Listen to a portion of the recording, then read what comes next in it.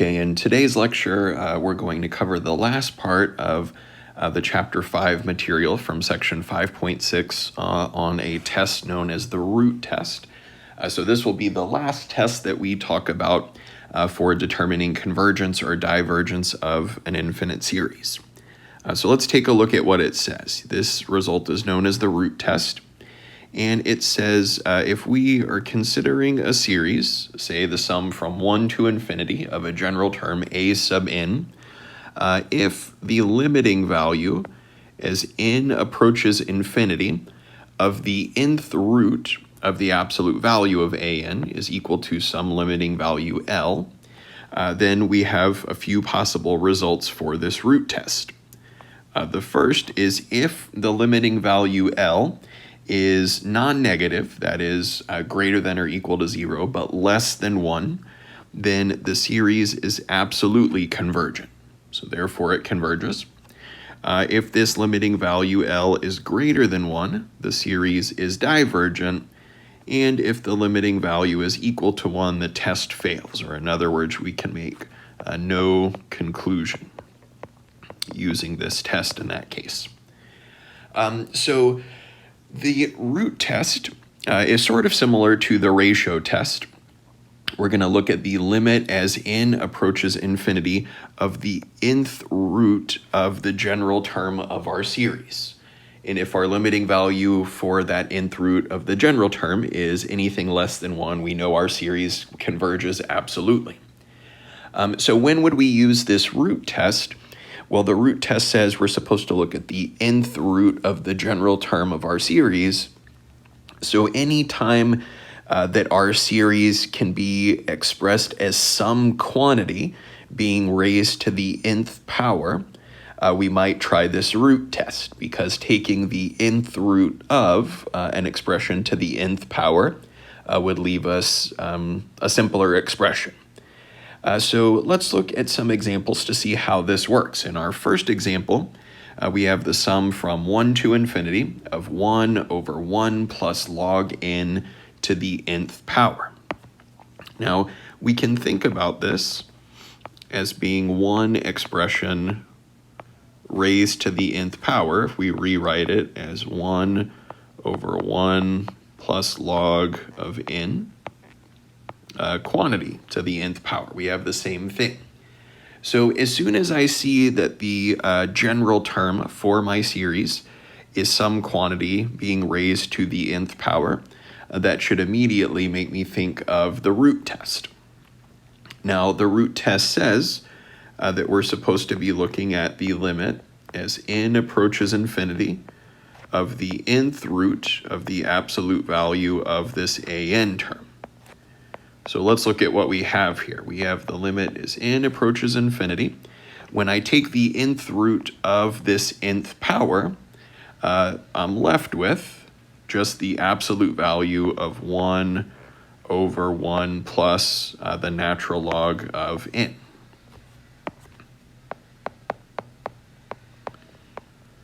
Now here, since n starts at 1 and then is always positive valued, that means log of n is always at least 0. So we have, when we take our absolute value, the exact same ratio, 1 over 1 plus the natural log of n.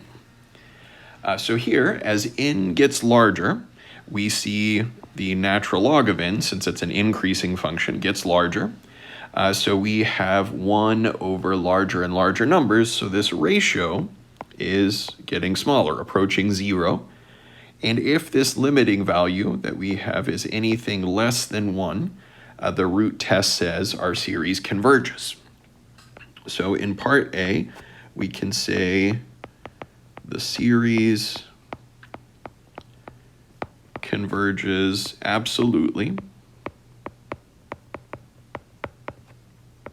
by the root test.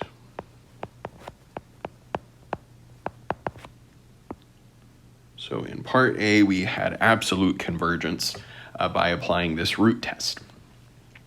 So let's look at some other ones. In part B, we have the sum from 1 to infinity of 1 plus 1 over n to the nth power. So in this example, as soon as I see this general term has some quantity being raised to the nth power, I would probably think root test right away. So to apply the root test, we look at the limit as n approaches infinity of the nth root of the absolute value of this term, a sub n. So in this example, we have the limit as n approaches infinity of, when we take the nth root of this, we're left with just the absolute value of 1 plus 1 over n. And since n is always positive, when we take the absolute value, we just have 1 plus 1 over n. So as n gets larger and larger, the term 1 over n is converging to 0, and we're left with just the limit of a constant 1, which is 1. So recall that for the root test, if our limiting value is exactly equal to 1, the test fails. We have no conclusion here. So let's start by saying here, the root test fails. We have no conclusion by applying the root test. So what else could we try here if our root test fails? Well, for most series, unless we know to use some other test immediately, if we see like a factorial term or if it's geometric, one of the first tests that we always want to try for a series is the test for divergence. That is, if we're looking at the limiting value of the general term of our series as n gets large, if it's anything other than 0, we know our series diverges. So here we're going to consider the test for divergence. And the test for divergence says that we're supposed to look at the limiting value as n approaches infinity of this general term of our series, 1 plus 1 over n to the nth power. So as n gets large, the base of this exponential, 1 plus 1 over n, is approaching 1, but our exponent is approaching infinity. So we have something of the form 1 to the infinity power, which is an indeterminate limit. If you think back to L'Hopital's rule from your Calculus 1 course, you recall that 1 to the infinity power is an indeterminate form. And to handle these indeterminate forms, which involve powers, we have to make use of logarithms. So the way that we could approach this is to let this limiting value equal L. We're interested in determining what is L.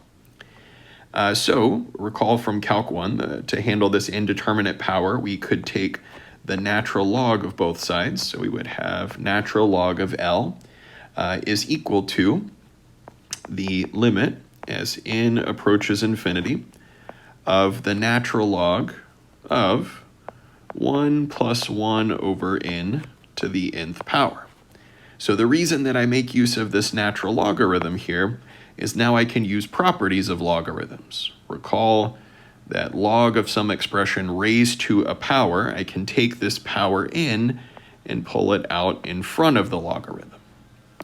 So here we have the limit as n approaches infinity of n times the natural log of 1 plus 1 over n. So now this first term, n, as n gets larger, approaches infinity, and the expression inside of the logarithm, 1 plus 1 over n, approaches 1 as n gets larger, and log of 1 is 0. So here we have another indeterminate form of the, or indeterminate limit of the form infinity times 0. So if I want to use L'Hopital's rule, I have to have an indeterminate limit of the form 0 over 0 or infinity over infinity. So here, we can rewrite this in the following way. I could think about this as the natural log of 1 plus 1 over n, and then that multiplication that I had out in front by n, I can think of instead as division by 1 over n, dividing by the reciprocal. And now, as n approaches infinity, my numerator approaches log of 1, which is 0, and my denominator, 1 over n, also approaches 0. So at this stage, we can apply L'Hopital's rule. So here, maybe let's add a little note. This has the form 0 over 0. So making use of L'Hopital's rule, we would look at the limit as n approaches infinity of the ratio of the derivatives of these functions. So here, for my numerator, the derivative of natural log of a function is given by 1 over that function, 1 plus 1 over n. And then using the chain rule, we would multiply by the derivative of this inner function. Now the derivative of 1 plus 1 over n is negative 1 over n squared. And then we divide by the derivative of the denominator. So the derivative of the denominator, 1 over n, is negative 1 over n squared.